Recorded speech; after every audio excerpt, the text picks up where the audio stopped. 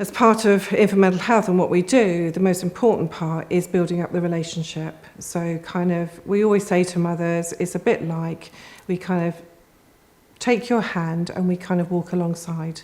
So we're holding your hand until you're ready to let go. Because that period of pregnancy and then giving birth to a baby is like someone has thrown in a grenade at that point where the baby's born. So all those thoughts and feelings and everything goes all over the place, and we really and then we start to worry about lots of things. And of course, alongside of that, we get mummies are exhausted, they're overwhelmed, and it is a really, really a real struggle at that point. I think to begin with, when we started to go into lockdown, it wasn't too bad with the mothers and the babies that we'd already established a relationship with, because the team work up to 2 years. It's a long piece of work to work through all the different developmental stages.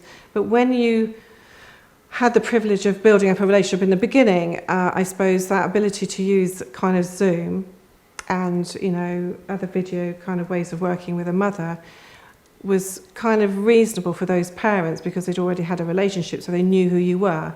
But obviously it was very difficult when we had new referrals come into the team and we were trying to establish that relationship online, because what we didn't get to see in real time was the baby. So, COVID made that really difficult for us not to really put eyes on the baby and the mother together in the room. So that was really difficult. But also, COVID has increased mothers' anxieties. We've seen a lot of mummies who struggled with volatile feelings and depression and have really struggled because they've had no connections, with other. Because normally they would go out, they'd have a baby, they'd have a few weeks at home, and then they start establishing their links with the community. And I think that stopped because everything stopped. So one minute you're doing everything quite normally, then all of a sudden you're having a baby and you can't make links with your parents or the community. It stopped all that happening. So that really exacerbated people's feelings. And also, it was really difficult to do that work when you haven't got that human element to it. So alongside all of that stuff, of course, we also saw babies that were struggling and regressing in some of their behaviours as they got older into the first year of life. So there were, some real difficulties following the lockdown of everything for mothers and babies. And not only that, we also had mummies who were pregnant, who were giving birth without their partner present at the very beginning. They were ruling out, yes, the partner can come in at the last possible bit of the pregnancy, when mummy's giving birth. And that was really difficult because, you're so used to having your family or your little village around you. You want people there sharing in that moment. And it was very frightening for parents to have to go through that with the mother, but also, going for the, scans, baby scans. So that was really difficult. So yeah, it had a real impact on these mummies. And we're seeing it now as we're coming out of it.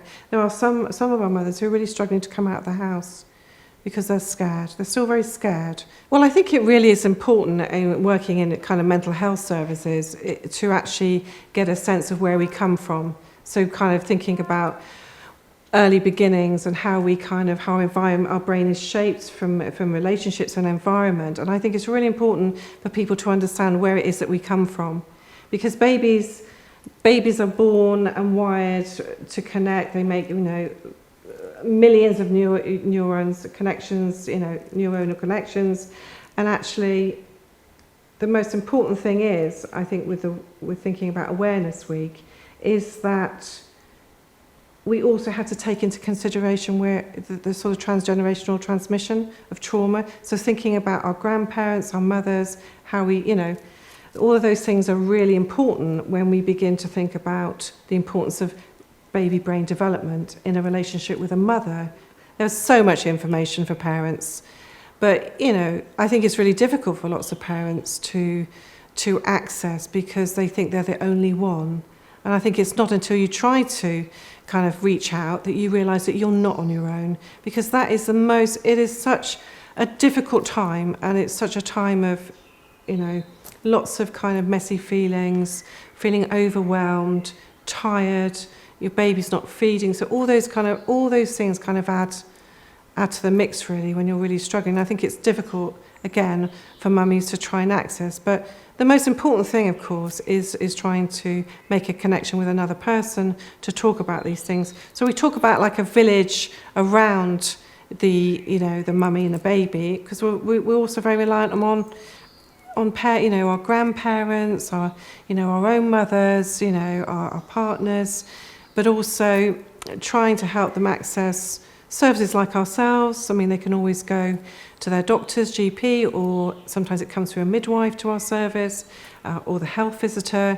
So, often or not, these people around them sometimes they will be able to pick up some of those difficulties that mothers might be experiencing. But of course, it's also, mummies can stay very silent because they feel kind of stigmatised if they begin to talk about those things. But you know what? This is an absolute new relationship. It takes time, and we always say to fall in love with your baby. You're not alone out there. We do have, for mental health is a service. We've been going for a very long time. Referrals come through from health visitors, midwives, some GPs. And some other parents will talk about the fact they might have seen someone for mental health, which I think is also really helpful, because I think people do get worried that, oh my goodness, if I talk about being referred to a mental health service, are they trying to tell me that my baby's mental?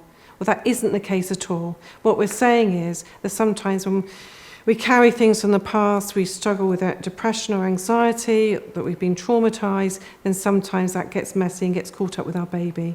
So that's the important thing about seeing a professional, someone who has experience of working with mothers and babies like this. But yeah, they can come to our service, but it's very difficult. Sometimes we make it easy as we can for parents. We say, we're quite happy to have a phone call with you, just to talk. Because sometimes it's really hard to kind of come and see someone, or even access through video. So just making that phone call is like a nice little, like kind of a break, just kind of breaks the ice a bit. And we're not there to say, oh my goodness, you've got mental illness. We're just saying, you've had a really tough time, mummy. Like we try to make it very human, kind of human touch.